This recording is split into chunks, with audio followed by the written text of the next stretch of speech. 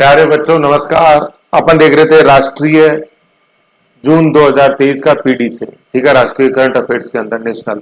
अब नेक्स्ट अपन न्यूज देखते हैं बाघ गणना से। अभी राष्ट्रीय पार्टी का दर्जा अपन देख चुके हैं आपका। अब अपन देखते हैं बाघ गणना। बाघ गणना, ठीक है, टाइगर सेंसस। बाघ को अपन इंग्लिश में बोलेंगे टाइगर। अभी जो ये बाघ से ये रिलेटेड है ना, जो ये तीन न्यूज है, 4 5 6, तीनों में अपन देखते हैं सब आ जाएगा। बिग कैट्स आईबी जो है ना, इंटरनेशनल बिग कैट्स अलायंस, उसमें देखिए सारा आएगा। तो बाघ गणना है, ठीक है, टाइगर सेंसस है, टीसी। कौन सी है? पांचवी है, ठीक है, पांचवी के आंकड़े अभी डेटा जो 2023 में आया, बाकी तो 22 में हो चुकी थी। तो अपन क्या देखते हैं कि 1 2 3 4 5, पहली हुई थी 6 में, दूसरी 10 में, तीसरी 14 में, चौथी 18 में और पांचवी 22 में, जिसके आंकड़े आए हैं 23 के अंदर।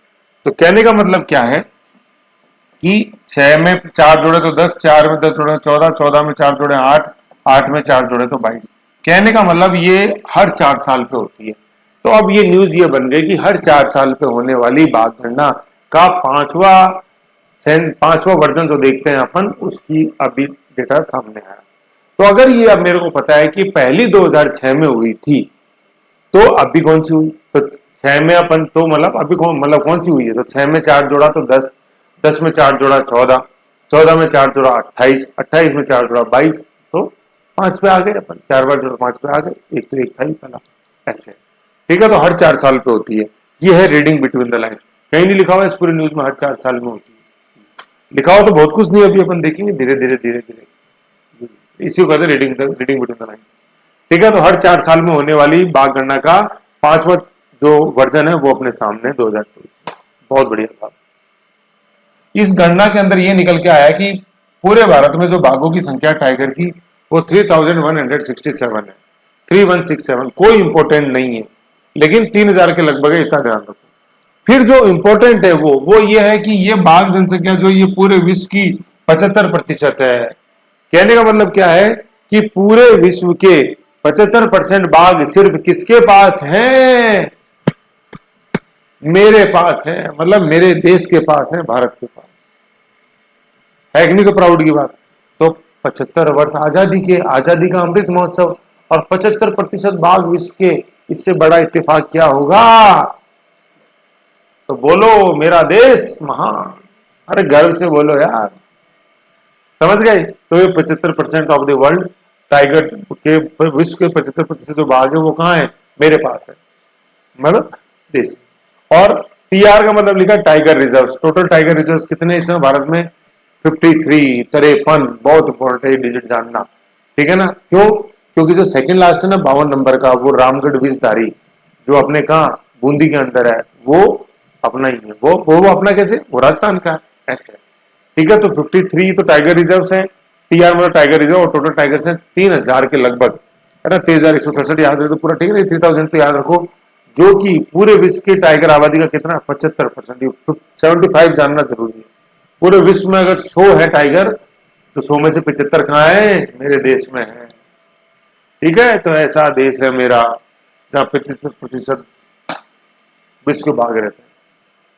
एक तो चीज है जानने वाली बात ये। दूसरा क्या मेरे प्यारे बच्चों, 2006 में जो पहली बाघ जनगणना हुई उसमें 1400 टाइगर थे, करीबन 1000 थे, मान लो, यूं समझ लो। आज अपन मतलब 1500 मान लो, जैसे 1500 है, 1400, 1500। आज अपन देखते हैं 3000। तो जस्ट डबल हो गए कि नहीं हो गए? पहली चीज तो ये बढ़ रहे हैं ना, डबल हो गए। दूसरा अपन देखते हैं कि क्या कि ट्रेंड देखो, 14 में मतलब 14 में 3 जोड़ा 17, 17 में 5 जोड़ा 22, 22 में 7 जोड़ा 29, 29 में अपन ने 3 जोड़ा 2 जोड़ा तो 31। कंटिन्यू बढ़ता जा रहा ट्रेंड, तो मतलब घट नहीं रही है, बढ़ रही है। ये भी एक क्या है? अच्छा संकेत है। मतलब पिछली बार जनगणना से 7% वृद्धि हुई है। 2967 से 3167 आए ना, तो ये 7% वृद्धि हुई है। कैसे निकालेंगे अपन? चेंज तो है 200 का, हुआ किस पे? 2967 पे, गुणा 100। इसको जब आप कर दोगे तो ये इसका आंसर आएगा 7%। ये 7% है ना, बट्टे में वो आता है जिस पर हुई होती है वृद्धि। तो 2967 पे हुई है ना, तो परसेंटेज ऐसे निकालते हैं, परसेंटेज चेंज, प्रतिशत बदलाव प्रतिशत जो वैसे निकलता है, समझ गए? तो 7% वृद्धि हुई है पिछली वाली से तुलना में, मतलब 2018 वाले से तुलना के अंदर, और कंटिन्यू बढ़ते जा रही है। और आज कितनी है 3167, जो पूरे विश्व में टाइगरों की आबादी का 75% है। ठीक है 3167। और भारत में कितने टाइगर रिजर्व हैं आज की तारीख में 2023 में? 53, 53। समझ गए यहां तक चीज? Very good. समझते जाओ, देखो ऐसे ही समझते समझते ही समझ के समझ को समझो, समझ के समझना भी एक समझे, समझ के जो ना समझे मेरी समझ में वो क्या है बताओ, ना समझ गए। अब देखो प्रोजेक्ट टाइगर अपन ने देखा, प्रोजेक्ट टाइगर जो है ना, प्रोजेक्ट टाइगर कि ये इतना मतलब अपन देख रहे हैं कि 2 गुना वृद्धि हो गई, कंटिन्यू बढ़ते जा रहे हैं, 75% आज अपने पास टाइगर है। तो कुछ तो प्रयास किए होंगे सरकार ने, बिल्कुल साफ किए हैं।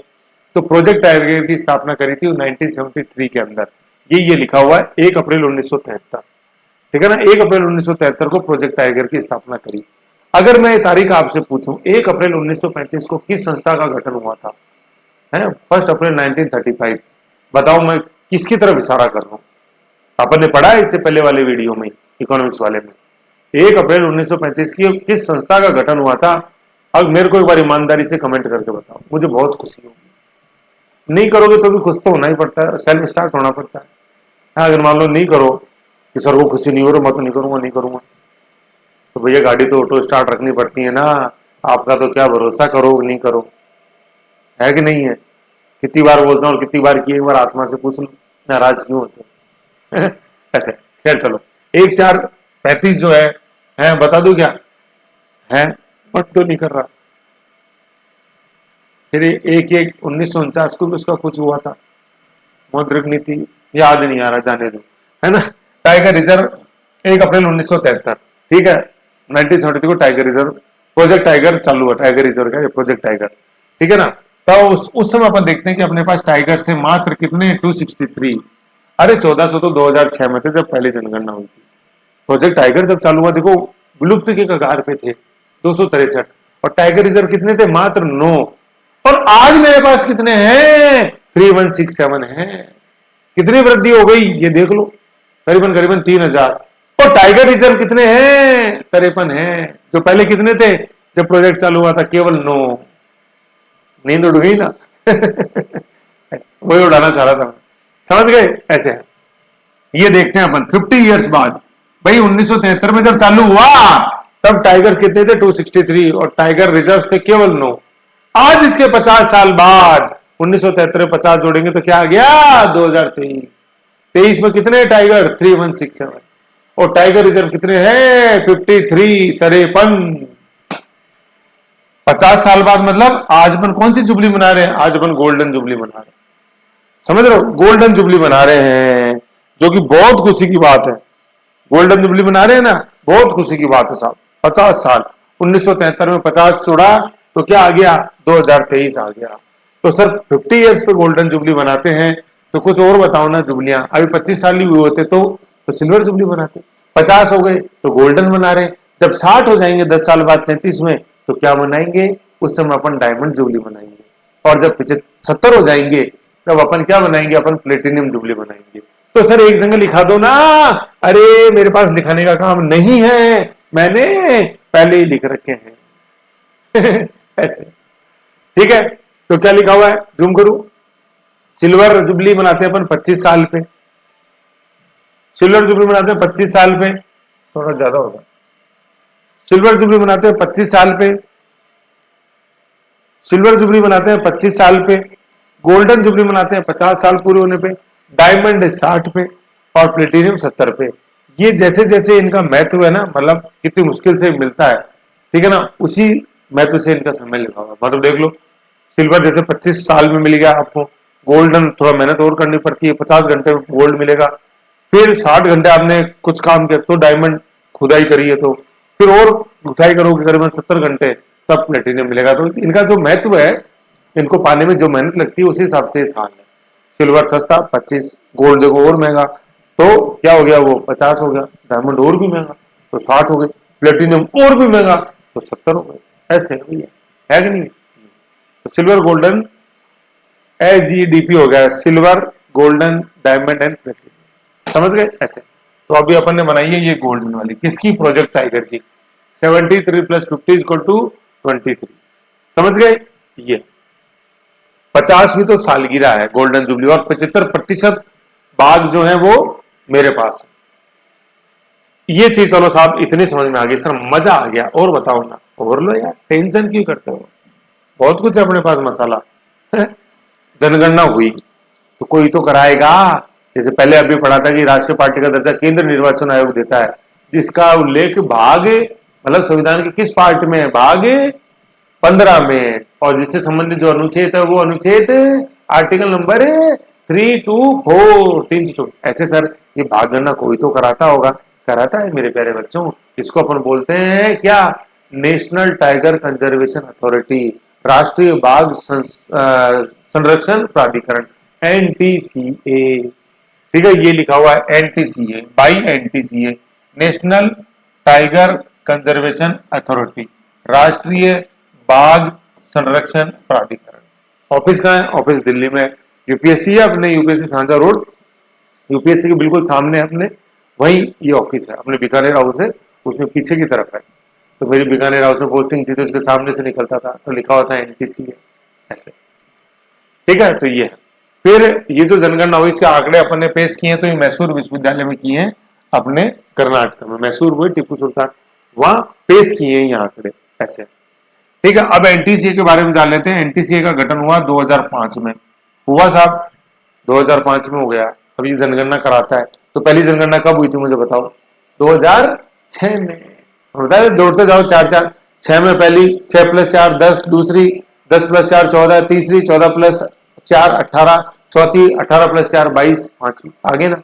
तो गठन होने के बाद ही तो कुछ करोगे, है कि नहीं। जैसे कोई साइन पे आदेश और लेटर पे साइन करोगे कि हाँ निम्न को नामांकन खोलने की अनुमति प्रदान की जाती है, तो भैया पहले अधिकारी तो बन जाओ, उसके बाद ही तो करोगे, या आज ही करोगे। ऐसे। ठीक है, तो पहले गठन हुआ, उसके बाद जनगणना हुई, बाघ गणना हुई। ये है, आ गया ना सिस्टम, बेटा ना 5 6। ठीक है, ये है। और 1973 में अपन ने 1973 के अंदर इसका क्या, किसका गठन कर दिया था अपन ने, मतलब गठन किसका हुआ था, मतलब 1973 में तो क्या हुआ था अपना, प्रोजेक्ट टाइगर चालू हुआ था, पीटी। ठीक है, प्रोजेक्ट टाइगर ये हो गया। और 2005 में अपन ने एनटीसीए का गठन किया, और 2006 में इसने बाघ गणना चालू करी किया। अब सर ये एनटीसीए क्या है ना, ये किस तरह की बॉडी है ना। देखो बॉडी दो तरह की होती है खासतौर पे, एक तो कॉन्स्टिट्यूशनल और दूसरी होती है स्टेटोरी। कॉन्स्टिट्यूशन को बोलेंगे अपन संवैधानिक बॉडी, कॉन्स्टिट्यूशनल बॉडी, और स्टेटोरी जो होती है उसको अपन बोलते हैं वैधानिक, विधान विधान।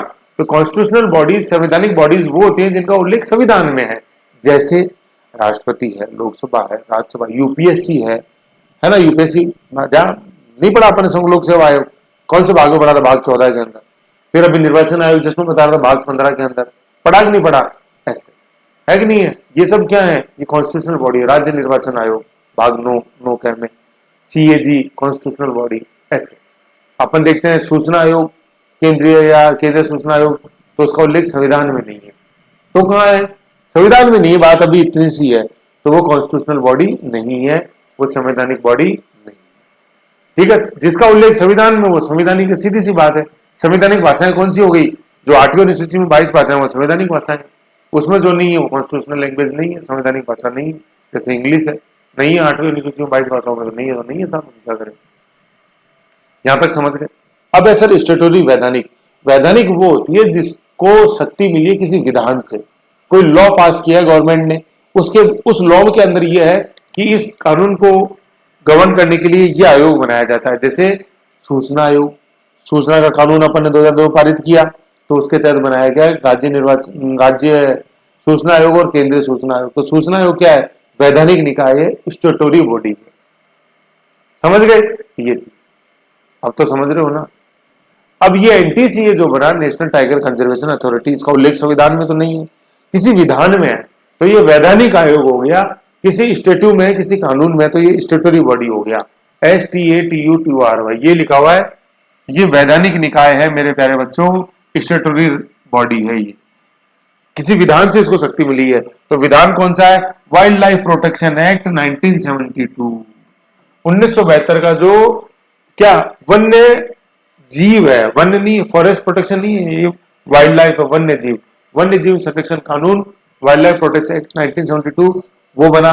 उसके अंदर ये था कि इस तरह का आयोग बनेगा, है ना, जो बाघों के संरक्षण का काम करेगा। तो एक्ट तो बन गया 1972 के अंदर, ठीक है, वाइल्ड लाइफ प्रोटेक्शन एक्ट 1972। इसके तहत प्रोजेक्ट टाइगर शुरू कर दिया 1973 के अंदर, और इसी के तहत एक्ट के तहत वाइल्ड लाइफ प्रोटेक्शन एक्ट के तहत 2005 में अपने गठन किया एनटीसीए का, जिसने 2006 में पहली बाघ गणना करी, समझ गए। और फिर ये अमेंडमेंट हुआ है 2006 के अंदर, ये बाघ गणना के संदर्भ के अंदर अमेंडमेंट हुआ था, समझ गए। तो यहां तक अपन ने क्या क्या चीजें देखी है इंपॉर्टेंट, जैसे आप समझो क्या देखा अपन ने कि 1972 के अंदर तो एक्ट आया, कौन सा, wild life protection act WPA, ठीक है, जिसका अमेंडमेंट हुआ 2006 में, पहली चीज तो ये। दूसरा अपन ने देखा 1973 के अंदर 1973 में क्या आया, अपना प्रोजेक्ट टाइगर चालू हुआ, पीटी प्रोजेक्ट टाइगर, ठीक है, 1/4/1973 ये अपन ने पढ़ा, अभी प्रोजेक्ट टाइगर हुआ। फिर अपन ने क्या पढ़ा कि 2005, ये माइक्रो है, ये और लिख लेना इसमें, 2005 के अंदर नेशनल टाइगर कंजर्वेशन अथॉरिटी का गठन हुआ। 2006 के अंदर क्या, फर्स्ट टाइगर सेंसस हुआ TC। यहां तक समझ गए।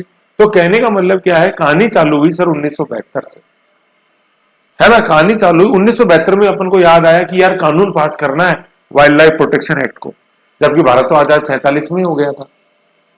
50 मान लो, 50 से 72 जोड़े तो करीबन 22 साल हो गए, और 47 को 3 और जोड़ दो, 25 साल निकल गए। 25 साल निकल गए भारत को आजाद हुए 1973 तक। लेकिन अपने को ये याद नहीं है 25 साल में कि यार वाइल्ड लाइफ भी जरूरी है, इनका संरक्षण करना जरूरी है, इनके लिए कानून की प्रोटेक्शन के लिए कानून लाना जरूरी है। नहीं आई ना 25 साल तक याद, कहां ये बताओ, 47 से 73 आ गया, नहीं याद आई। तो फिर सवाल ये उठता है कि सर 25 साल हम सो क्यों रहे थे, कुछ तो था ना। 73 में आंख क्यों खुली हमारी, 73 में कुछ तो हुआ होगा ना 73 में यार, तभी तो खुली ना अपनी आंख। 72 में मतलब 72 के अंदर एक्ट बना जो वाइल्ड लाइफ प्रोटेक्शन एक्ट, 72 में क्यों बना, फिर इस एक्ट के तहत फटाफट 73 में प्रोजेक्ट टाइगर चालू कर दिया। तो मेरा तो सवाल सिर्फ इतना सा है कि ये अपन ने करीबन 25 साल सिल्वर जुबली गोल्डन जुबली मना रहे हैं हम 73 के बाद। अपन सिल्वर जुबली, जो पहली सिल्वर जुबली थी, सिल्वर जुबली होगी ना 47 के अंदर, अपन कितने जोड़े की ये आ जाए, 72 आ जाए, देखो सीधी सी 50 से 72, 22 साल तो ये हो गए, 3 ये हो गए, 25 साल हो गए कि नहीं हो गए 1972 तक। 25 साल तो सोते रहे, एक सिल्वर जुबली तो सोने में निकाल दी, अब जो इतनी धूमधाम से गोल्डन जुबली मना रहे हैं।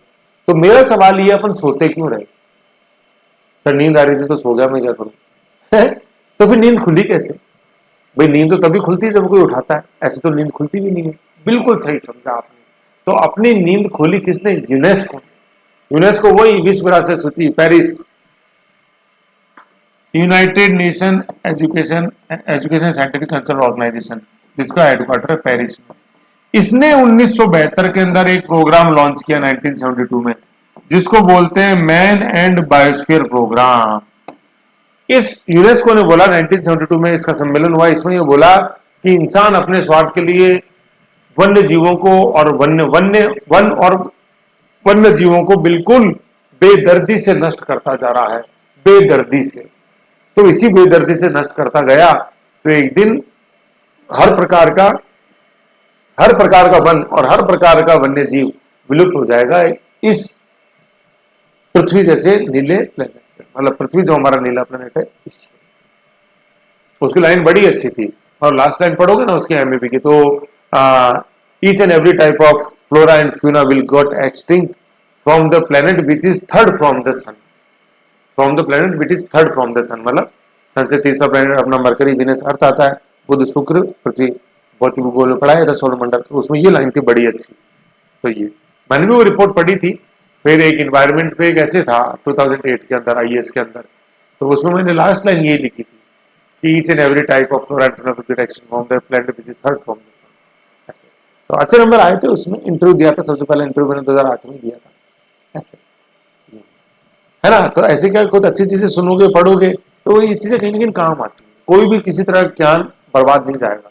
जैसे मान लो आप अभी मेरे को सुन रहे हो, यार करंट तो आएगा ही नहीं, अभी क्या छोड़ू, लेकिन जितना भी मेरे प्यारे बच्चों आप भी टाइम लगा रहे हो, मेहनत लगा रहे हो, आपको ये मेरी बातें याद आएंगी कब? जब आप सफल हो जाओगे। भाई असफल हो जाओगे तब तो भूल ही जाओगे मेरी बातें, मेरे को भूल जाओगे। जब आप सफल होगे ना जिंदगी में, मतलब एग्जाम पास कर लोगे ऐसे, और एग्जाम के विभिन्न चरण आएंगे, मेंस आएगा, इंटरव्यू आएगा, मैच्योरिटी गेन करोगे धीरे धीरे, तब ये जितनी भी बातें मैं आपको बताता हूँ आपको मेरी हर बात याद आएगी। नहीं यार सर ऐसे करते, सर सही करते, क्योंकि आप जाओ, मैं तो बिल्कुल इस दरिया, ये वो दरिया है डूब के पार जाना है, आग का दरिया है डूब के पार जाना है, बातों से काम नहीं चलता। तो इसलिए आ जाओ इस पे। 25 साल तक सोते क्यों रहे? क्योंकि जगाया नहीं किसी ने, जगाया यूनेस्को ने 1972 के अंदर MAB आया, मैन एंड बायोस्फीयर प्रोग्राम, इसके अंदर ये घोषणा हुई। तो फिर हम जग गए। यूनेस्को ने बोला कि जितने भी यूएनओ के मेंबर हैं, मेंबर देश, सदस्य राष्ट्र, संयुक्त राष्ट्र संघ के, वो कानून लाएंगे वन्य और वन्य जीवों को बचाने के लिए। तो साहब हम लिया है फटाफट कानून, लोग अगले साल कानून तो उसी साल लिया है, अगले साल तो अपन ने प्रोजेक्ट टाइगर और चालू कर दिया। कानून बनाने में तो मैं एक्सपर्ट है, एक बार वैसे हमें जगा दो सर, एक बार जगने के बाद तो बल्ले बल्ले जग गए ऐसे, है ना। तो ये यूनेस्को ध्यान रखो, ये आगे मैंने लिखा भी हुआ है, चिंता बहुत है आपकी, सब लिख रखा है मैंने, वो आगे वाले पेज में आएगा, मैं बता दूंगा।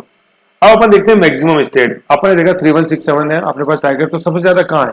तो देखो सबसे ज्यादा है मध्य प्रदेश के अंदर, है ना। मध्य प्रदेश के अंदर, मध्य प्रदेश में देखो, मैं आपको मैप बता दूंगा, अभी आप खुद बनाना उसको, है ना, एक बार देखना, खुद बनाना, मैं बताऊंगा। दूसरे है कर्नाटका के अंदर, तीसरे है उत्तराखंड में, ठीक है, ये इसके अंदर है, मतलब राज्यों के हिसाब से सबसे ज्यादा MP में, दूसरे कर्नाटक नीचे दक्षिण भारत, और तीसरे वापस ऊपर चल जाओ Uttarakhand, Jim Corbett national park, Bharat का पहला नेशनल पार्क जिम कॉर्बेट जिस उत्तराखंड में, यूकेटीज उत्तराखंड।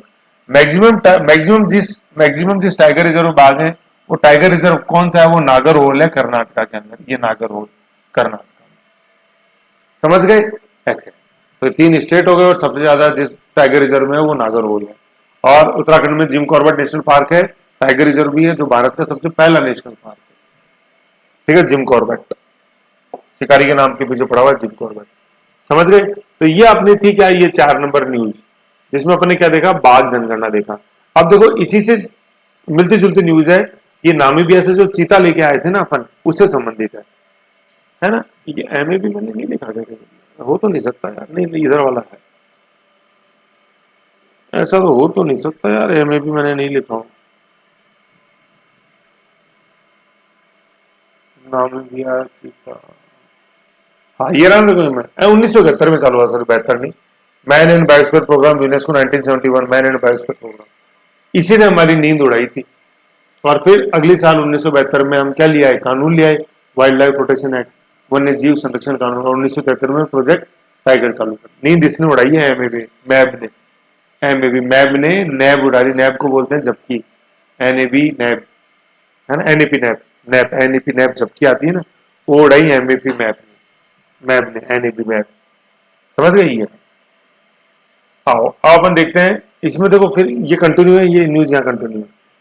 जो बाघों की गणना हुई ना, गणना होती है, तो बाघों की गणना किस आधार पर होती है? तो इसमें जो टेक्नोलॉजी काम में ली जाती है वो एम स्ट्रिप्स है। तो आपसे पूछे कि एम स्ट्रिप का संबंध किससे है? एम और फिर ये स्ट्रिप्स है, STRIPS स्ट्रिप्स, है ना। कहने का मतलब बाघ के ऊपर जो धारियां होती हैं उनको गिना जाता है स्पोर्ट्स और धारियां। जैसे अपने हाथ की रेखाएं मेल नहीं खाती किन्हीं 2 व्यक्तियों में, ऐसे बाघ के ऊपर जो धारियां होती है वो मेल नहीं खाती, उससे नाम स्ट्रिप्स है। और इसका फुल फॉर्म क्या है? Monitoring system for tiger intensive protection and ecological status, ये एम स्ट्रिप्स है। मॉनिटरिंग सिस्टम फॉर, TR से है टाइगर्स, I से है इंटेंसिव, P से है प्रोटेक्शन, E से है इकोलॉजिकल, और S से status. M strips full form इतना जानना जरूरी नहीं है जितना ये नाम है एम स्ट्रिप्स। टाइगरों की जनगणना के लिए, गणना के लिए काम लिया है टेक्नोलॉजी। फिर एक है tigers day, international tigers day अपन कब मनाते हैं? 29/7 को मनाते हैं, 29 जुलाई को, 29/7, ठीक है। ये आए जब जिस दिन आए तो ध्यान रखना 29 जुलाई, न्यूज़पेपर में देखने को मिलेगा काफी कुछ, ये है। तो ये हो गया अपने बाघों से संबंधित, ठीक है ना। जो जो इंपॉर्टेंट चीज है, जनगणना किसने कराई? NTCA ने। गठन कब? 2005 में, पहली जनगणना 2006 के अंदर, अभी संस्करण है 5वां है, 75% भारत में, वर्ल्ड के सबसे ज्यादा MP में, दूसरे कर्नाटक में, तीसरे जिम कॉर्बेट, मतलब अपने उत्तराखंड, और सबसे ज्यादा जिस टाइगर रिजर्व में वो नागरहोल कर्नाटक। नागरहोल तो पता लगी गया कर्नाटका में। अब क्या है, ये जो न्यूज है ना, दर्पण में 53 टाइगर रिजर्व की न्यूज लिस्ट है, वो आप मैप पे बनाओ खुद सारे। और ऐसे मत करो उसको, जैसे मान लो यूं लिखा हुआ है कि सिरिस्का लिख दिया राजस्थान, तो आप राजस्थान में कहीं भी गोला लगा दो, नो, राजस्थान में देखो सिरिस्का है कहाँ अलवर में, और फिर उसका एग्जैक्ट वो डॉट लगा के वो बनाओ, तभी समझ में आएगा आपको। क्वेश्चन ये आता है कि एमपी के अंदर सर्वाधिक टाइगर पाए जाते हैं, बिल्कुल सही है। दूसरा क्वेश्चन ये कि एमपी के पूर्वी भाग में सर्वाधिक टाइगर पाए जाते हैं, ये सही है। अगर यूं आ जाए ना एमपी के पश्चिमी भाग मालवा में, उधर नहीं है टाइगर पश्चिम में, ऐसा। ठीक है, तो किधर क्या है ये आप ध्यान रखो। जैसे बोल दिया कि भाई सिरिस्का राजस्थान में, नहीं बोलते कि अपना पहला टाइगर रिजर्व रणथंभौर था, वो राजस्थान में, और राजस्थान में कोई बोलेगी वो तो जैसलमेर में, जैसलमेर थोड़ी है, रणथंभौर कहाँ है, सवाई माधोपुर है। तो इनकी जानना जरूरी है लोकेशन, सवाई माधोपुर में कहाँ है ना, क्योंकि वो जानोगे तभी आप मुकंदरा जानोगे, बिल्कुल ये एक ही एरिया बफर जोन। मुकंदरा जानोगे तभी रामगढ़ विषधारी जानोगे, मुकंदरा के जस्ट ऊपर है अपने बूंदी के अंदर, तो ये फॉरेस्ट एरिया एक ही है, समझ रहे हो। रणथंभौर देखो, देखो सवाई माधोपुर में नीचे की तरफ, बनास नदी ऊपर है, रणथंभौर नीचे है। इन चीजों को सीखो आप, है ना। जैसे मान लो क्वेश्चन ही आया, आपको बना के दे दे, ये बनाया कि ये अपने रणथंभौर सवाई माधोपुर का मैप है, ठीक है ना, इसमें ये बनास नदी बनी हुई है, ये बनास, ठीक है, बनास। अब इसने 4 डॉट लगा दिए, एक दो, एक दो, ये 3 और ये 4। अब इनमें से बोला कि नहीं 1 2 3 4 में से सिरिस्का टाइगर, सॉरी सिरिस क्या कह रहे हैं यार, रणथंभौर टाइगर रिजर्व इनमें से कौन सा डॉट बना था, दिखा था 1 2 3 4, कौन सा है मुझे बताओ। बनास नदी, बनास नदी का प्रियो पूछ लिया, इनमें से कौन सा कथन सही है, नहीं तो पता है रणथंभौर टाइगर रिजर्व मध्यपुर में सही है। रणथंभौर टाइगर रिजर्व जो है वो बनास नदी के दक्षिण में है, ये सही है, उत्तर में नहीं है, तो इसलिए नदी सापेक्ष जरूरी है जिस तरह क्वेश्चन आ रहे हैं आज। तो देखो ये 3 नंबर है ना, ये है अपना क्या, रणथंभौर टाइगर रिजर्व। तो इधर सवाई माधोपुर बनास नदी के दक्षिण में, इस साइड में, तो फिर इधर एक कोटा आ जाता है, यहाँ पे मुकुंदरा, ठीक है। और यहाँ ऊपर जब अपन बूंदी में जैसे नीचे की तरफ इंद्रगढ़ वगैरह देखते हैं, ये तो ये इधर है अपने रामगढ़ विषधारी, रामगढ़ है। तो ये पूरा ये कोर एरिया जुड़ा हुआ है, मैप पे देखोगे आप तो बिल्कुल ग्रीन बेल्ट आ रहा है, तो तीनों जुड़े हुए हैं, इसलिए रामगढ़ ये यहाँ आ रहा है। और फिर इसका अपने ऊपर है अलवर, लेकिन ये तीनों का फॉरेस्ट एरिया जो ये जुड़ा हुआ है पूरा। तो चूंकि ये बाघ है, कोई पिंजरे में रख नहीं सकते, टाइगर रिजर्व में तो खुले घूमते हैं, इधर और आते जाते हैं, तो इसलिए फिर इनका ये एरिया टाइगर रिजर्व के अंदर ऐसे, ठीक है, ये चीज आपको। तो टाइगर दिवस हो गया 29 जुलाई। अब 29/7 है ना, देखो 2 और 9 का डिफरेंस कितना है, इनका 7 है, तो 29 जुलाई हो गया। 2 में 7 जुड़ेंगे तो 9 आएगा, तो 7वां महीना जुलाई है, ऐसे याद कर लेते हैं अपन।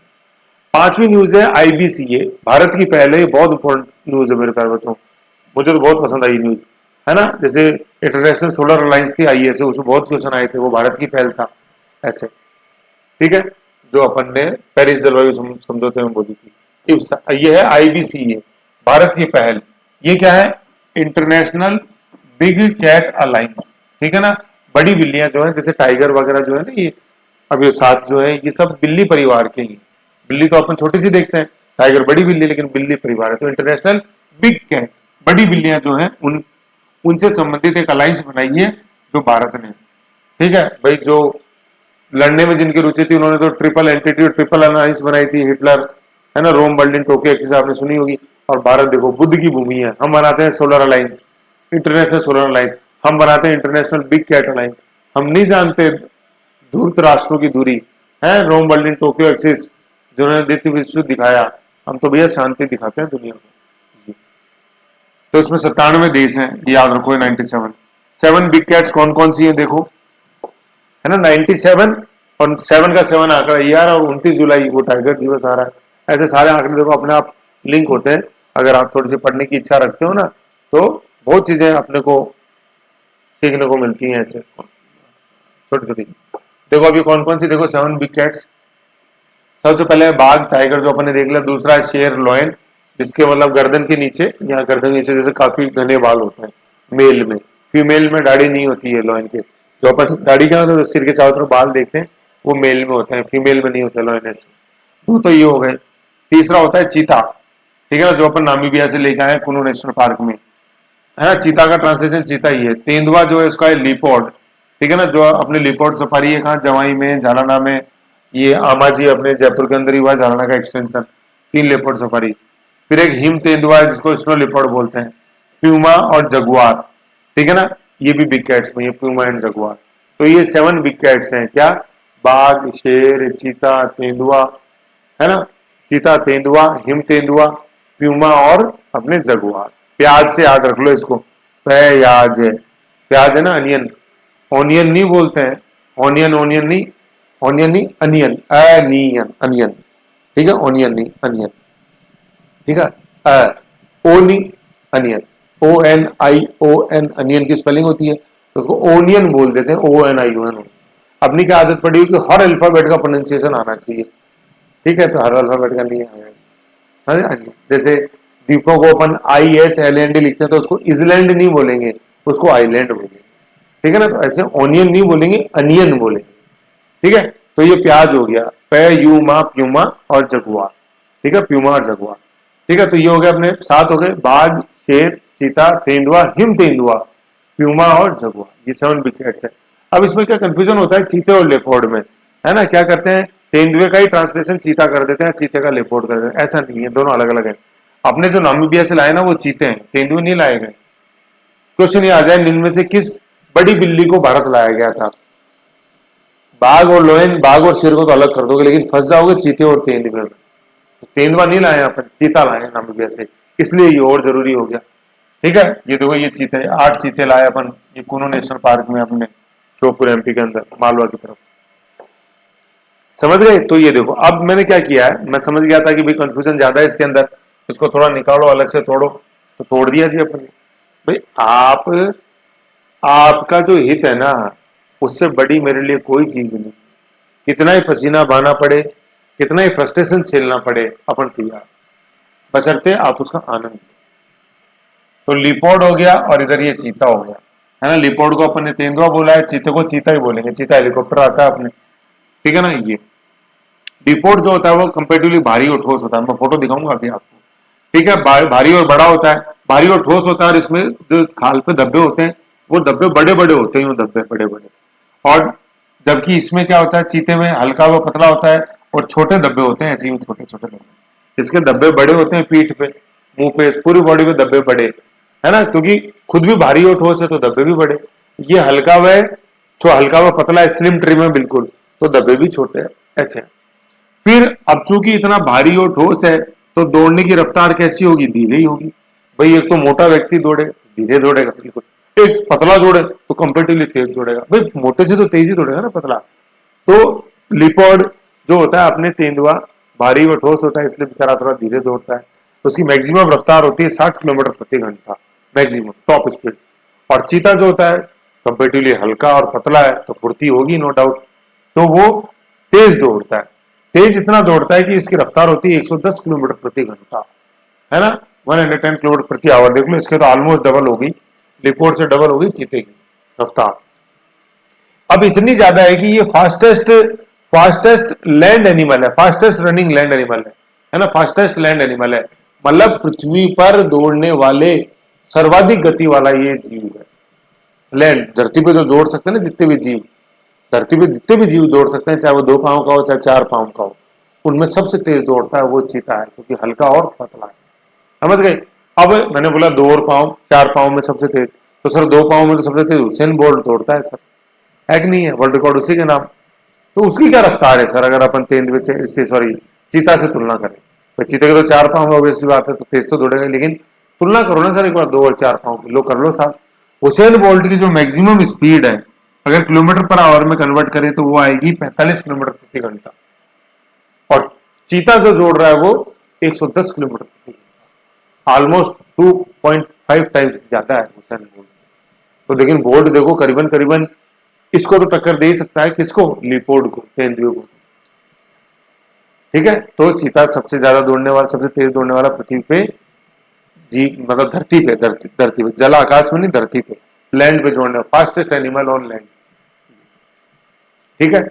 और बोल्ट 45 किलोमीटर और चीता 110 किलोमीटर। चीते के जो धब्बे होते हैं बड़े होते हैं, है ना, सॉरी चीते के धब्बे छोटे होते हैं, लिपोर्ड के बड़े होते हैं, लिपोर्ड तेंदुए के धब्बे बड़े, कद थोड़ा ठोस भारी होता है, वजन लिपोर्ड का, तेंदुए का, चीते का हल्का होता है, स्लिम ट्रिम। ओके, एक बार इसकी फोटो देख लेते हैं, फिर और आगे चलते हैं।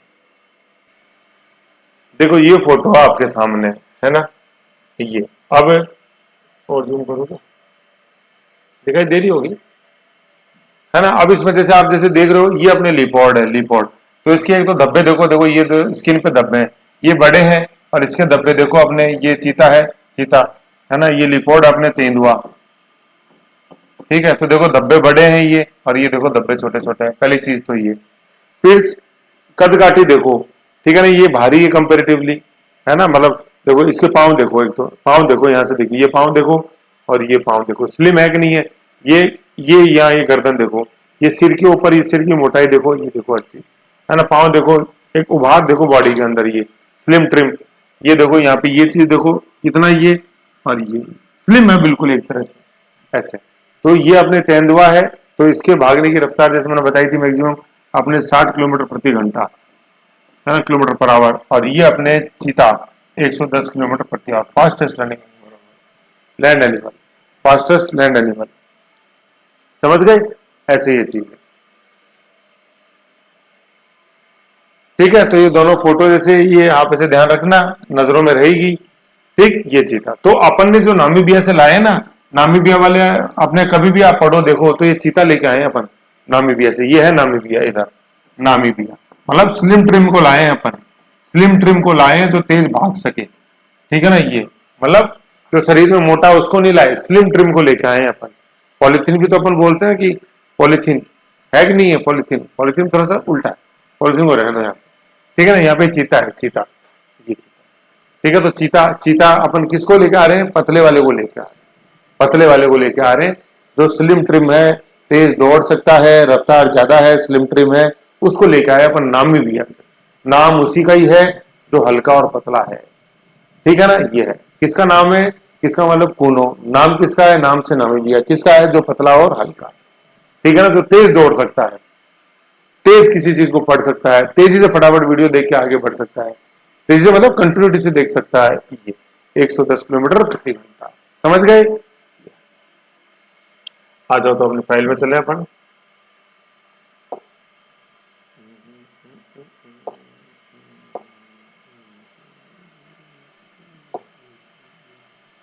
समझ गए, ये है।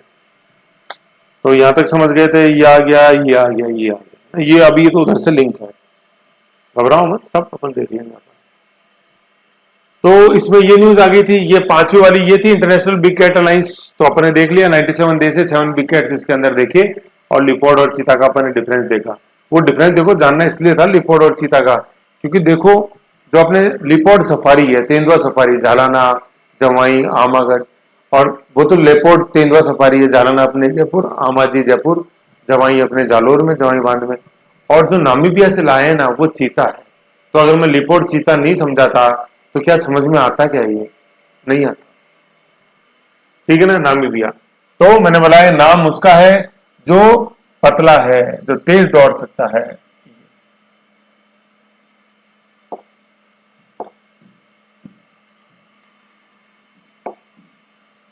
अरे यार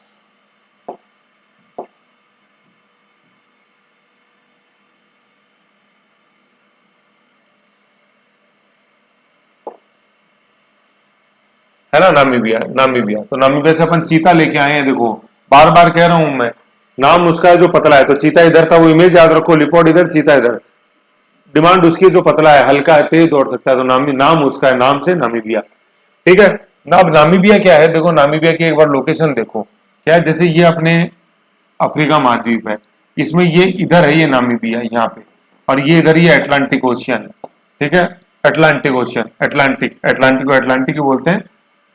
इधर ये अपने दोनों अमेरिका आ जाती है, इस साइड ये उत्तरी अमेरिका हो गया, ये इधर अपन दक्षिणी अमेरिका देखते हैं, इधर ये पैसिफिक ओशियन है जिसको अपन बोलते हैं प्रशांत महासागर। तो नामीबिया ये है मतलब अफ्रीका की कौन से कोस्ट पे है, अफ्रीका के वेस्ट कोस्ट पे है।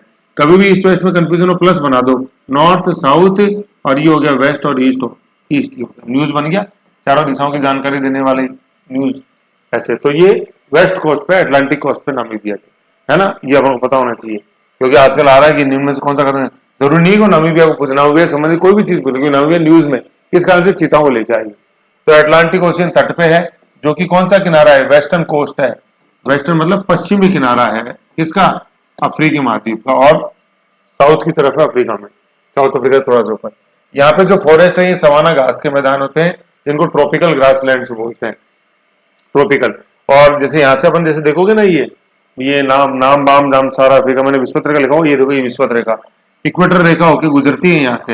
एटलस में आप एक बार देखो तो इक्वेटर जो है अपने इक्वेटर, नाम बाम नहीं, सॉरी वो अपने इक्वेटर नहीं, ये विश्वत रेखा नहीं लिखेंगे इसके अंदर, अपने वो ट्रॉपिक ऑफ कॉपी कैप्रिकॉर्न अपने, ये विश्वत रेखा काट दो ना, ये विश्वत रेखा नहीं गुजरती इससे। ट्रॉपिक ऑफ कैप्रिकॉर्न है मकर रेखा, ट्रॉपिक ऑफ कैप्रिकॉर्न मकर रेखा यहाँ से होके गुजरती है इससे, है ना, नामीबिया से मकर रेखा होके गुजरती है। जो अपन जैसे देखते हैं ये अफ्रीका देखा,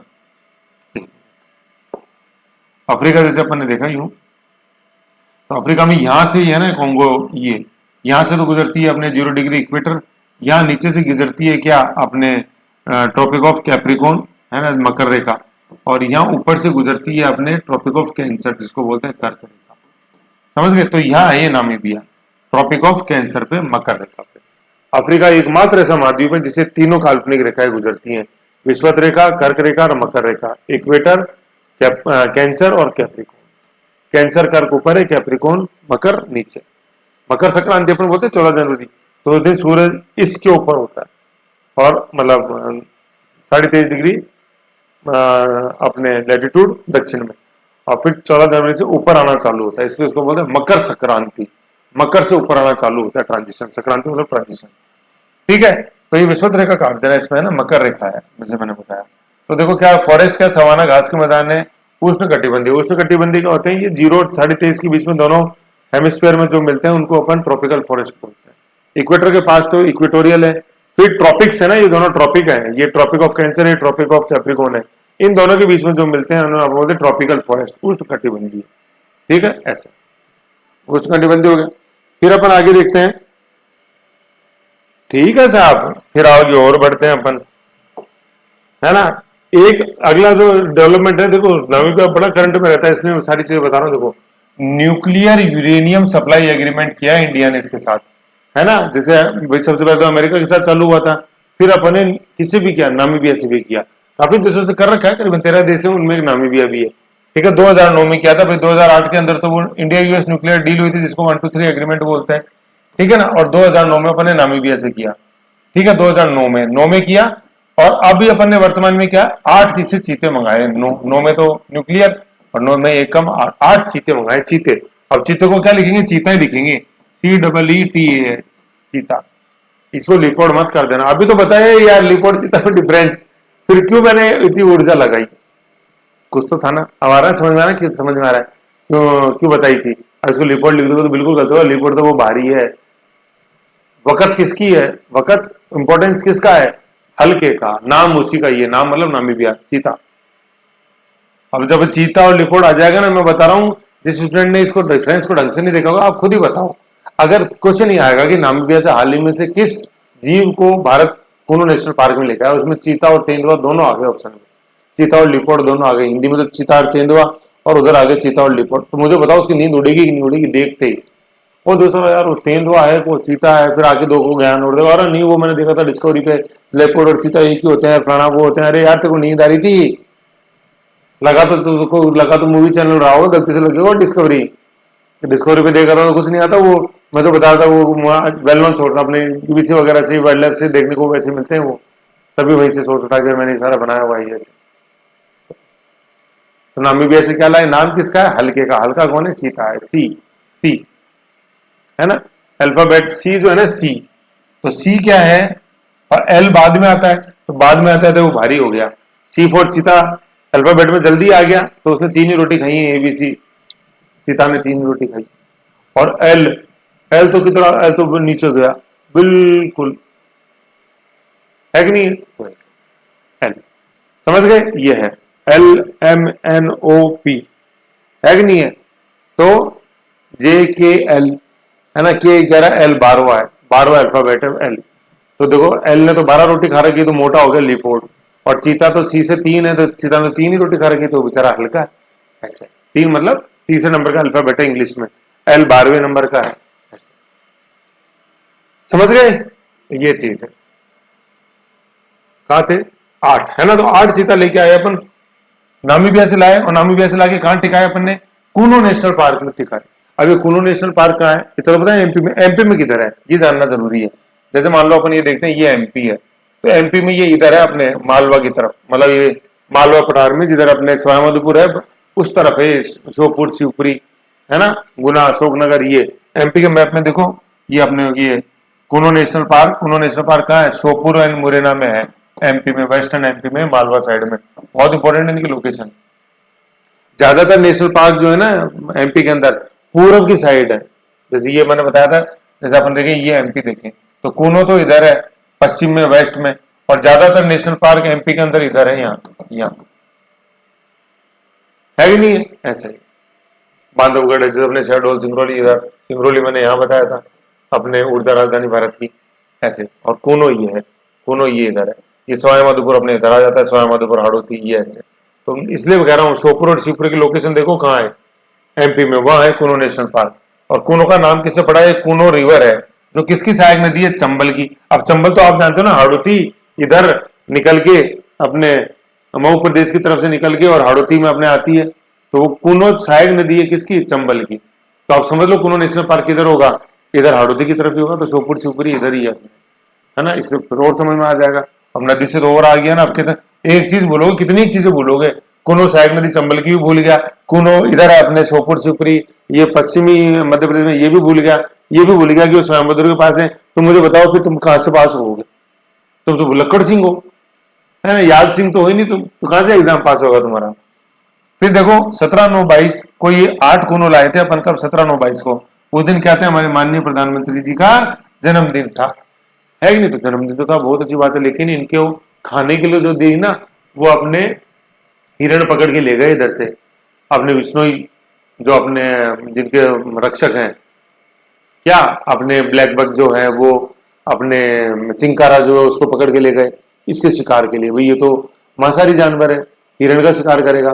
तो फिर उन्होंने आपत्ति दर्ज कराई विष्णु समाज में, वो जाम्बोजी विष्णु विष्णु, है ना। तो जब अपन ये पढ़ रहे थे जाम्बोजी, मैंने लोक संत पढ़ाए थे आर्ट एंड कल्चर में, तभी ये इशू आया था, उस समय यही टॉपिक चल रहा था, 17/9/22 में लाए ना, तो उस समय वही टॉपिक चल रहे थे जाम्बोजी वाले, तो मैंने पूरी न्यूज़पेपर क्लिपिंग दिखाई थी, विष्णु समाज के प्रतिनिधि मिले प्रधानमंत्री से कि ऐसा किया जाना गलत है, ऐसा कि चीता तो वहां से लिया है और उनको खिलाने के लिए तुम ये यहाँ से हिरण ले रहे हो राजस्थान से, गलत है ना। तो इस हिरण को मारने के लिए देखो सलमान खान ने वो कौन सी मूवी थी, हम साथ साथ के अंदर कितना भुगता है, और तुम उस हिरण को ले जाके कूनो के अंदर चीता को खिला रहे हो, अच्छा नहीं रिप्रेजेंटेशन दिया।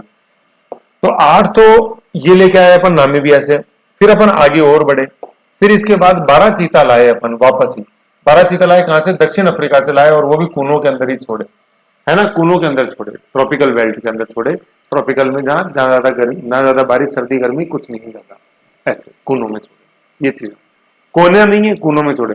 तो पहले 8 लाए थे फिर 12 लिया, तो टोटल कितने हो गए, 20 हो गए, लेकिन इनमें से कुछ बहुत ही कम जिंदा बच पा रहे, क्योंकि वेजिटेशन का फर्क है, नामीबिया में घनी है, इधर इतनी घनी नहीं है, और ट्रॉपिकल घास में रहते, सवाना घास के मैदान।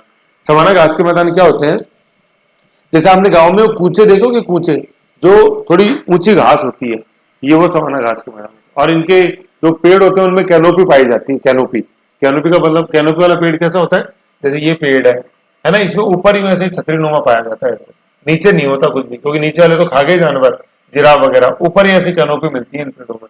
ये सवाना घास के मैदान होते हैं, और ऊंची घास होती है, जैसे कूचा देखा आपने गांव में, कूचा होता है, ऊंची घास होती है, कूचा वो घास है जिससे पानी बनती है, फिर पूले बनते हैं, जो होली पे होलिका दहन के समय लगते हैं पूले पानी, तो सूखा हुआ जो कूचा होता है वही पानी होता है, ऐसे समझ गए।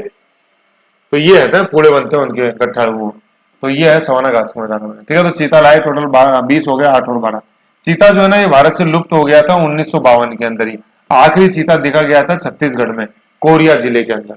ये कोरिया कहाँ है ना, ये कोरिया कहाँ है मैं बताऊं, कोरिया, ये दक्षिण कोरिया मत कर देना, ये छत्तीसगढ़ में है ना। देखो छत्तीसगढ़ का एक मैप आगे अपन पढ़ेंगे, दंतेवाड़ा वाली न्यूज है उसमें लगा हुआ है, ये देखो ये छत्तीसगढ़ का मैप है, ये दंतेवाड़ा वाली पढ़ेंगे अपनी नक्सली न्यूज, उसमें आएगा ये, है ना, उसके अंदर आएगा ये। तो देखो ये है तो इसके अंदर देखो ये है ना, ये कोरिया है, ये छत्तीसगढ़ का मैप है पूरा, ये कोरिया है, ये बिलासपुर है, ठीक है, इंपॉर्टेंट शहर है छत्तीसगढ़ का, ये छत्तीसगढ़ की राजधानी, बीच में रायपुर, ये इधर ये दंतेवाड़ा है और इधर सुकमा है, नीचे सुकमा। तो दंतेवाड़ा और ये सुकमा जो है ना, मतलब दक्षिणी जो छत्तीसगढ़ है वो नक्सलवादियों का गढ़ है ये। और कोरिया कहाँ था, ये जहाँ अंतिम चीते का शिकार हुआ था 1952 में, कोरिया। तो इसलिए छत्तीसगढ़ का मैप ही समझ के रखो, कोरिया, बिलासपुर, यहाँ अमरकंटक है एमपी में, है ना। तो अमरकंटक जहाँ से नर्मदा नदी का उद्गम है ना, अमरकंटक एमपी के अंदर है, अपने बिलासपुर छत्तीसगढ़ में, फिर ये अपने रायपुर है, ठीक है, और फिर अपने ये दंतेवाड़ा है, सुकमा है, ठीक है, ये बिलासपुर, तो बिलासपुर है अपने छत्तीसगढ़ में। लोकेशन देखो, ठीक है ना। जब अपना लॉकडाउन था ना 2020 के अंदर, पहला लॉकडाउन जो था मार्च 2020 के अंदर, तो मेरे थोड़े मेडिकल इमरजेंसी आ गई थी पेरेंट्स को लेके, तो मैं जयपुर से लेके बिलासपुर तक मतलब गया था, मतलब गाड़ी लेके, स्कॉर्पियो लेके पेरेंट्स को लेने, वो लॉकडाउन में, मतलब ये बात है 21 मार्च की, नहीं अप्रैल की बात है, अप्रैल 19 अप्रैल, मतलब लॉकडाउन एक महीना बढ़ गया था, तो मम्मी पापा वहाँ भैया रहते थे बिलासपुर में, उनके पास रह गए थे लॉकडाउन में ऐसे। मतलब मैं तो बॉम्बे गया था, तो बॉम्बे ट्रेनिंग थी, तो मैं तो आ गया था लॉकडाउन में भी अपने, जिस दिन लॉकडाउन से रोड रहे थे तो उसी दिन लगा था। तो शुरू में हमको भी नहीं घुसने दिया था, राजस्थान में गाड़ी से था मैं, स्कॉर्पियो से। तो फिर वो थोड़ा कलेक्टर साहब से फ़ोन कराया, फिर मैं आया, फिर मम्मी पापा वगैरह उधर भैया के पास गए थे, उन्होंने बोला तुम बॉम्बे चल जाओ, हम वहाँ आए थे, तुम बॉम्बे में 7 दिन में आ जाओगे, हम भी आ जाएंगे बिलासपुर से। लेकिन फिर वहाँ फंस गए।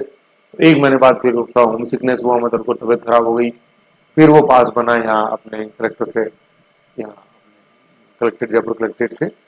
फिर उस समय अंतर सिंह नेहरा जी अपने 12 कलेक्टर थे, काफ़ी मदद करी सर ने, और पास बना, सारा हुआ। तो मैं गाड़ी से गया था, मतलब यहाँ से अपने जयपुर से बिलासपुर तक, छत्तीसगढ़ बिल्कुल। मतलब हम सुबह रवाना हुए थे, ऐसे सुबह, मतलब मैं था और मेरे कज़न है, मतलब दिनेश, वो गए थे। तो सुबह रवाना हुए थे यहाँ से 3 बजे सुबह, और रात को करीबन 8 बजे है ना, मतलब हिली ट्रेन चालू हो गया था, अमरकंटक पहुंच गए थे। फिर रात में वहाँ रुक गए थे, क्योंकि वो पठारी क्षेत्र, फिर वो मईकाला जो रेंजेस है ना वो चालू हो गई थी, फिर वहाँ रुके। फिर सुबह 9 बजे हम बिलासपुर पहुंच गए थे। फिर सुबह 9 बजे बिलासपुर से निकले, और अभी मौका मिला वो गूगल मैप पे, क्योंकि रास्ता तो मुझे भी नहीं पता था भैया, तो गूगल मैप से जैसे वो चालू था, तो गूगल मैप पे आज भी वो डेट लाइन देखता हूँ, तो पूरा वो मैप बना हुआ आता है जो रूट फॉलो किया था।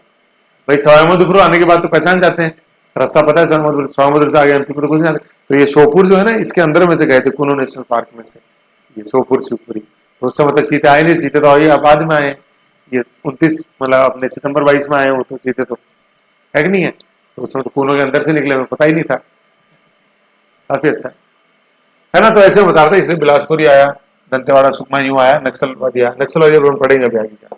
तो अभी तो मैं ये कोरिया बता रहा था, तो कोरिया मुझे ध्यान है, मैंने आगे बता रखा था, इसलिए मैंने वहां टाइम नहीं खराब किया अपना जगह।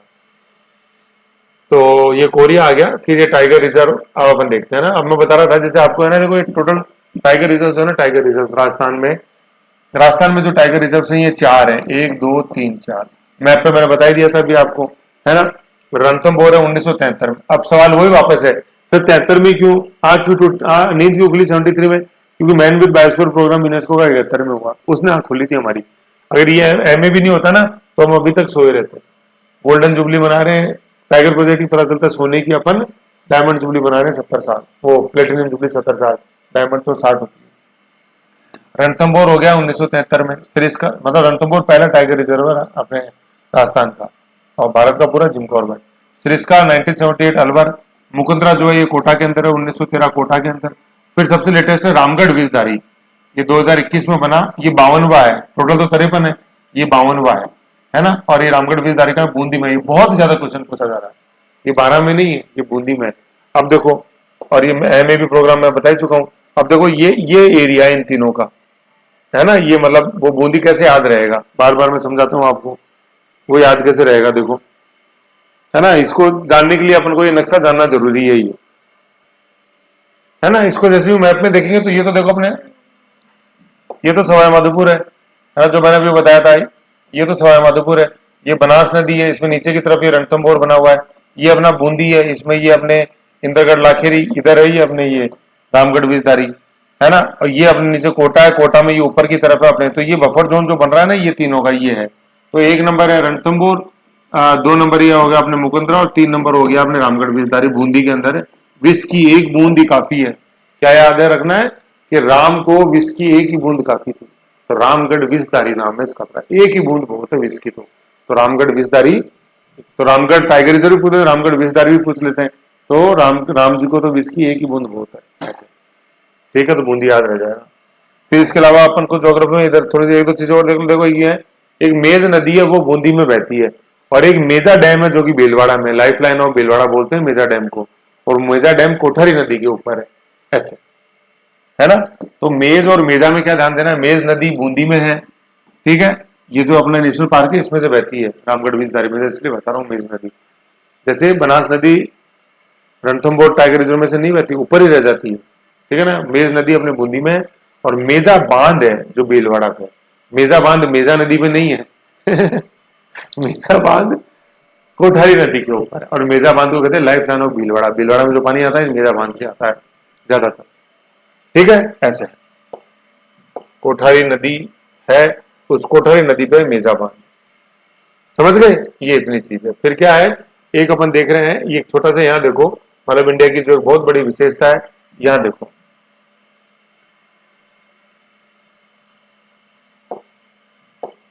ये देखो, ये विशेषता क्या है बहुत बड़ी, कि भारत जो है उसके पास 2.4% भाग है पूरे विश्व का, समझ रहे हो, भारत के पास पूरे विश्व में जो भूमि है उसका सिर्फ 2.4% है, और हमारे पास पूरे विश्व की बायोडाइवर्सिटी जो अपन जैव विविधता देखते हैं पूरे विश्व की, वो हमारे पास 8% है। कहने का मतलब हम कितने समझदार देश हैं, भूमि हमारे पास बहुत कम है विश्व की, लेकिन 8% बायोडाइवर्सिटी हम रखते हैं, ठीक है। इसमें से देखो कुछ खास खास क्या यूनिक जो हमारे पास है बायोडाइवर्सिटी में, क्या यूनिकॉर्न राइनोसोरस, एक सींग का जो गेंडा है, मैंने बताया था अपन को काजीरंगा नेशनल पार्क, अपना गोलघाट जिला असम, जब अपन दिमासा देखा था अपन ने, ठीक है, ब्रह्मपुत्र नदी में बताया था मैंने, तो एक सींग का गेंडा यूनिसोस राइनोसोरस काजीरंगा नेशनल पार्क सिर्फ पूरे विश्व में भारत में मिलता है, आसाम में। एशियन जो शेर है, एशियन नोएल, ये अपने गिर फॉरेस्ट जो है, जो अपन सुदर्शन झील गिर फॉरेस्ट गुजरात में देखते हैं, ये सिर्फ पूरे विश्व में एशियाई शेर जो है भारत में, बंगाल टाइगर केवल भारत में, और 75% जो बाघ हैं पूरे विश्व के कहाँ है, अपन ने पढ़े थे, ये भारत में। तो इसलिए भारत जैव विविधता के मामले में बहुत ही समृद्धशाली देश है, ठीक है ना। तो ये जो अपनी ये जो समृद्धशालीता है, ये अपने आप में बहुत इंपॉर्टेंट चीज है। 2.4% land of the world and 8% biodiversity of the world, तो ये भारत को एक जिम्मेदार परिस्थितिकी पूर्ण राष्ट्र बनाती है, कि हम बायोलॉजिकल डाइवर्सिटी की दृष्टि से भी बहुत ही ज्यादा एक जिम्मेदार राष्ट्र है, समझ रहे हो। अपन ने देखा कि चीता का सबसे आखिरी जो चीता था 1952 में मारा गया अपने कोरिया छत्तीसगढ़ में शिकार हुआ, फिर भी हमने देखो आज कोशिश कर रहे हैं, कुनो से लाए 8, मतलब नमीबिया से लाए 8, दक्षिण अफ्रीका से लाए 12, और कुनो नेशनल पार्क में लाके छोड़ा उनको, मध्य प्रदेश में छोड़ा, कोशिश तो कर रहे हैं ना वापस की। जब भारत आजाद हुआ था तो कितने से थे, 241 टाइगर थे अपने पास, आज 3167, जो पूरे विश्व को 75% है। तो भारत क्या है, जिम्मेदार राष्ट्र है हर मामले में, चाहे वो न्यूक्लियर एनर्जी हो, हम उसमें जिम्मेदार हैं, पहले यूज नहीं करेंगे न्यूक्लियर एनर्जी का, लेकिन अगर किसी दूसरे ने यूज की तो चुप भी नहीं रहेंगे। इकोलॉजी में अपन ने देखा कि कितने जिम्मेदार राष्ट्र है, 2.4% लैंड है, लेकिन उसमें भी हम 8% क्या विश्व की जैव विविधता हम अपने पास रखते हैं इकोलॉजिकल। तो ये चीजें काफी इंपॉर्टेंट है, जैसे करंट में यही चीजें इंपॉर्टेंट, चीजें बहुत छोटी छोटी हैं, आपको यूज करना आएगा तो आप छोटी चीज से पता नहीं क्या खड़ी कर दोगे हमारे, सबसे बड़ी चीज ये, ठीक है ना। ये हो गया। फिर करंट में अपन लास्ट न्यूज देखते हैं, छत्तीसगढ़ में दंतेवाड़ा में नक्सली हमला हुआ है ना, सेकंड लास्ट है, सॉरी बीसीसीआई हो रहा है छोटा सा, नक्सली हमला हुआ। तो देखो नक्सली, पहले तो मैंने लोकेशन बता दी, नक्सलियों का जो गढ़ है छत्तीसगढ़ में, ये दक्षिण में ही है, दक्षिण छत्तीसगढ़, 2 गढ़ है दंतेवाड़ा और सुकमा, इनमें होते रहते हैं, ठीक है। और नक्सली जैसे मैंने पहले बताया था, नक्सली जो वर्ड है, ये मैंने यहाँ लिखा है देखो, नक्सली जो वर्ड है, ये नक्सलवाड़ी नाम का गांव था दार्जिलिंग पश्चिम बंगाल के अंदर, वहां से ये निकला था, इसलिए नक्सलवाड़ी गांव से निकला था, इसलिए बोलते हैं नक्सलवाद, ठीक है ना। और इनकी डिमांड क्या है, इनकी डिमांड ये है कि जैसे भाई मेरे गांव में पता चला कि कोयले की खान निकली है, कोयला है मेरे गांव के नीचे, तो हमको वहां से हटा दिया गया कि भाग जाओ यहाँ से, और कोयला निकाल के कंपनियां कैप्टिव पावर प्लांट्स लगा लिए और करोड़पति हो गए, और हमारा कोई ठिकाना ही नहीं है, हमको तो इधर उधर विस्थापित कर दिया कहीं भी, जैसे सिंगरौली में, छत्तीसगढ़ में भी, जैसे कोरबा में यही हुआ। तो इनको लगा कि यार विकास का फायदा तो औरों के लिए, हमें तो कुछ नहीं मिला, तो इन्होंने फिर बंदूक उठा ली कि हमें न्याय चाहिए, हमारे साथ इतना अन्याय क्यों, हमें तो साला हम जहां बसते थे जंगलों से हमें निकाल दिया, खान चला रहे हो तुम, कहा कोयले की, कहा कभी क्या कभी क्या, और हमें बेदखल कर रहे हो, ऐसा नहीं होगा। तो ये नक्सलवादी है ना, नक्सलवादी गांव से निकला था। आज डिमांड इनकी ये है कि हमें बिल्कुल क्या चाहिए, समानता चाहिए, हमें आर्थिक समानता चाहिए। जिस कोयले से बिजली में जो जी रहा है हमें भी उतनी संपत्ति चाहिए जो हमारे गांव के नीचे जो कोयला मिला है, तो हम उसको क्यों भुगतें, उस खान की कीमत हम क्यों चुकाएं। भैया उस खान से जो कोयला निकल रहा है उससे बिजली बन रही है, उसमें दुनिया तो इसी में बैठी है, और साला हमको तुमने छोड़ दिया जंगल में, जाओ यहाँ से, ऐसे थोड़ी होता।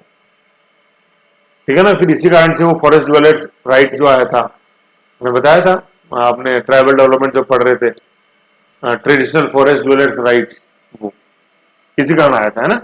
तो ये, और दार्जिलिंग का है, दार्जिलिंग मैंने बताया था, लोकेशन ध्यान रखो, ये है अपने पश्चिम बंगाल ऊपर की तरफ, सिक्किम कॉरिडोर आता है इधर, दार्जिलिंग जलपाईगुड़ी, ये जलपाईगुड़ी वही अपने महारानी गायत्री देवी, और फिर आसाम में अपन चल जाते हैं तो बोडोलैंड आता है, और आसाम से फिर त्रिपुरा की तरफ आते हैं तो दिमासा आता है, दिमासा जिले में। ऐसे है ये नक्सलवाड़ी, है ना। छत्तीसगढ़, इनकी लोकेशन ध्यान में रखो, कई बार आ जाए छत्तीसगढ़ का मैप बना देंगे, दंतेवाड़ा सुकमा, सुकमा किधर है, उत्तर है या नीचे, और इसमें देखो ये जो महानदी नदी है ना, महानदी इधर से निकलती है और फिर उड़ीसा में जाती है, वो महानदी यहाँ ऐसे बहती है ऊपर, महानदी ऊपर मतलब छत्तीसगढ़ में जाती है, छत्तीसगढ़ से निकल के उड़ीसा में जाती है महानदी, है ना, जिसपे भारत का सबसे बड़ा डैम बना हुआ है। ठीक है, ऐसे भाई सबसे ऊंचा डैम तो अपना टेहरी डैम है, ठीक है, और सबसे यूं बड़ा, यूं ऐसे बड़ा वो हीराकुंड डैम है महानदी में। भाई सबसे ऊंचा तो यूं है एंटी ग्रेविटी, वो तो अपने टेहरी बांध हो गया, ठीक है, और सबसे बड़ा यूं ऐसे यूं लंबा जो रोड बनी हुई लंबा, तो वो हीराकुंड डैम है, वो इस महानदी पे, वो इधर छत्तीसगढ़ से निकलती है, और यहाँ दक्षिण में है इधर अपने दंतेवाड़ा और समझ गए, ये नक्सलवाड़ी है। फिर अपन लास्ट न्यूज देखते हैं, अपने बीसीसीआई क्रिकेट की बॉडी है, लेकिन इसका फुल फॉर्म नहीं पता होता, अच्छे अच्छे सोच नहीं क्रिकेट हो गई तो फुल फॉर्म क्या है, बोर्ड ऑफ कंट्रोल। सबसे पहले ये है, स्टूडेंट क्या करता है, इस पहले वाले पे सी चिपका, सी पे क्रिकेट चिपका देता है, जल्दी जाता है ना, ज्यादा आता है तो ज्यादा जल्दी होती है। तो board of control for cricket in India, board of control है, काहे के लिए वो board of control for cricket India, तो ये बीसीसीआई की फुल फॉर्म पता होनी चाहिए, बोर्ड of control for cricket in इंडिया। ऐसे 1928 में इसकी स्थापना हुई, देख लो, नेहरू रिपोर्ट का टाइम था 27-28 था। World's largest cricket governing body, richest, largest नहीं रिचेस्ट, मतलब विश्व की सबसे धनी क्रिकेट से संबंधित बॉडी है ये। कौन सी? बीसीसीआई। बहुत पैसा है, इसलिए इसका चेयरमैन बनना हर किसी की एक महत्वाकांक्षा होती है, और अच्छे अच्छे पॉलिटिशियन का इसमें दखल होता है, खासतौर पर जो महाराष्ट्र से होता है। आप एक बार पता करो बीसीसीआई के चेयरमैन कौन है और इसकी गवर्निंग बॉडी में कौन कौन है, और फिर उन लोगों का पॉलिटिकल इंटरफेरेंस देखो क्या है। बीसीसीआई के अपने जैसे जो आपने Rajasthan cricket council of Rajasthan जो है, आरसीसी राजस्थान क्रिकेट काउंसिल, उसका अध्यक्ष पता करो एक बार कौन है और उनके पिताजी का नाम क्या है, आपको अपने आप पता लग जाएगा क्रिकेट में कितना पैसा। ठीक है, ये है तो वर्ल्ड लार्जेस्ट क्रिकेट ऑर्गेनाइजेशन 1928 में गठन हुआ, फुल फॉर्म पता रखो, board of control for cricket. समझ गए? ऐसे है, तो ऐसे अपने करंट था। ठीक है, काफी बेहतरीन तरीके से कोशिश करी अपने जून में करने की, फाइल थोड़ी सारा बड़ी होगी लेकिन कोई दिक्कत नहीं है, देखो टाइम लगेगा अच्छी चीजों में। ओके, ऐसे करो, फिर जब क्वेश्चंस वगैरह देखेंगे तब और समझ में आएगा। Okay, take care.